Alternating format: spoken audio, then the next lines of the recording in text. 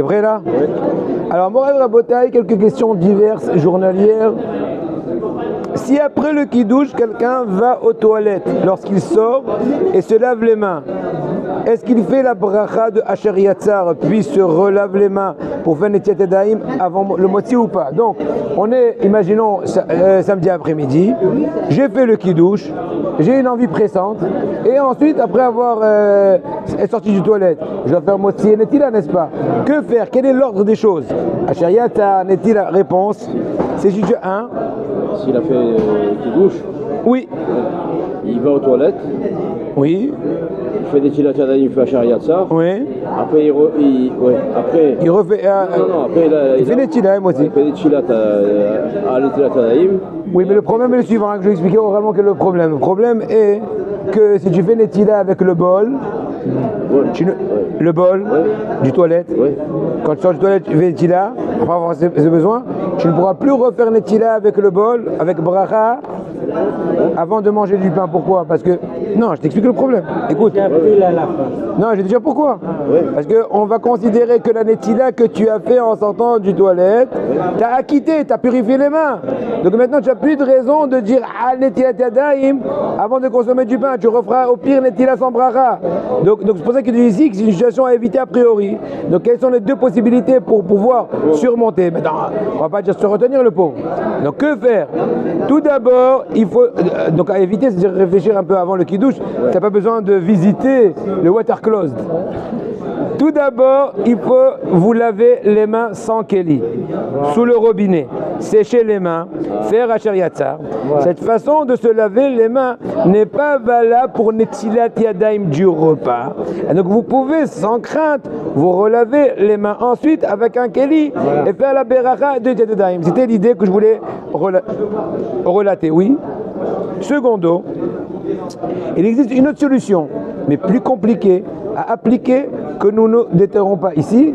Ça en fait, il y a un certain Ben Ish Haï, il ne le dit pas, mais bon, c'est pas évident ce Ben Ish Haï là. Ben Ish Haï, il dit tu te laves les mains même au bol. D'accord? Ensuite, tu te salis, tu vas à Shariatzar et tout ce qu'il faut, tu te salis un peu les mains avec la semelle.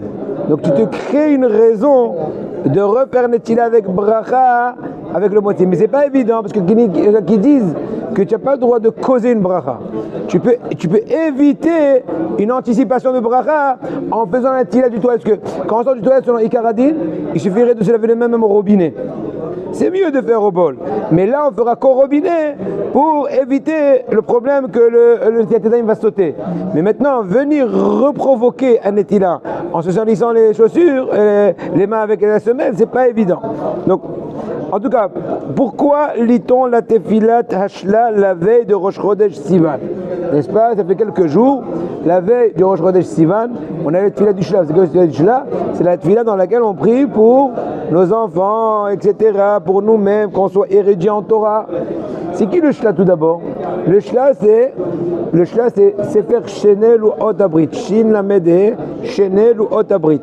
Il a vécu environ, ça fait 400 ans. Il s'appelle Rabbi Yeshaya Horowitz. Il est enterré à Tibériade, à proximité du Rambam. D'ailleurs, une des raisons pour laquelle j'ai commencé Be'ezrat Hashem Itbarach, ça fait déjà 1 an, mais je me suis interrompu gravement, à écrire un livre sur la morale. Un livre de morale, mis à part les écrits sur la halakha. Pas que la morale, oui, tout ce qu'on peut, voilà. Non, morale, pensée juive, conception de la vie, etc. C'est une des raisons parce que j'ai vu qu'il est mentionné dans les saints livres que le Shla Kadosh, avant qu'il quitte ce monde, il a dit qu'il n'est prêt que son voisin au cimetière ne soit qu'une personne qui a écrit des livres, pas seulement en halakha, surtout en moussar. Maintenant, moi, en voyant cela, et en étant encouragé par quelques tamidei Achamim, j'ai commencé à écrire ce livre-là. Mais depuis, je me suis donné beaucoup sur le livre de Dayanim, donc j'ai un peu laissé plus d'1 an. Dernièrement, le Rosh Shiva de mon fils, il m'a fait un rappel, parce que c'était lui un des premiers qui m'a encouragé. Il m'a dit, je t'ai dit, j'ai vu ton livre sur Dayanim, c'est bien beau, mais c'est sûr que tu toucheras un plus grand public par le livre de morale que par le livre de halakha qui sont très spécifiques comme les lois des juges. Donc il m'a redonné le goût, il m'a redonné la force. D'accord, une seconde. Et Et je vais imprimer par mon fils un début pour donner son impression, son encouragement. Et donc tout ça parce que j'ai mentionné le shla. Maintenant pour lire, on finit ce shiur-là. Le shla Kadosh, Rabbi Yeshaya Levi Horowitz, naquit en 1558. Faites vos comptes, en fait je me suis trompé, c'est presque plus de 500 ans. Hein? Non, combien on est aujourd'hui? On est en 2000, 500 ans on va dire. Plus de 500 ans? Non, ça me paraît... Non mais c'est pas logique. Parce que Rabbi Yosef Karo, il a vécu vers 500 ans. Lui, il est après. Il faut vérifier cette date-là. En tout cas, tu vérifieras après. Il tient sur son nom Shla, des initiales de son livre, Shnei Luchot Abrit, j'ai dit ça. Il fit son Aliyah et s'installa d'abord à Jérusalem, puis à Safed, Tzfat, donc, et termina sa vie à Tibériade. Au début, il était à Tzfat, ensuite à Tibériade. Il fut un kabbaliste de premier rang.